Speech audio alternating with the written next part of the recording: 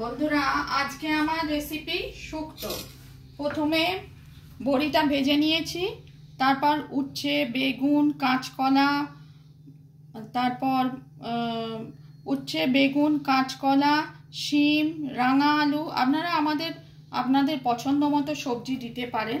আমি বিভিন্ন রকম ডাঁটা দিয়েছি, বেগুন, কাঁচকলা, তারপর শিম, আলু, তারপর বিভিন্ন রকমের সবজি দিয়ে এগুলো ভালো করে নুন দিয়ে, হলুদ পড়বে না, সেদ্ধ করে তারপর আমি সানরাইজ শুক্তো মশলা, দেখুন সানরাইজ শুক্তো মশলা আর সর্ষে পোস্ত মিক্সিতে বেটে দিয়েছি। নুন হলুদ পড়বে না, নুন মিষ্টি আপনারা নিজেদের পছন্দ মতো দেবেন। তারপর 5 ফোড়ন দিয়ে আমি সাঁতলে নিয়েছি, আর তারপর একটুখানি আদা দিয়েছি, তারপর গুঁড়ো দুধ দিয়েছি গুলে, আর একটুখানি ঘি দিয়ে আবার সানরাইজ শুক্তো মশলা দিয়ে শুক্তো তৈরি করলাম।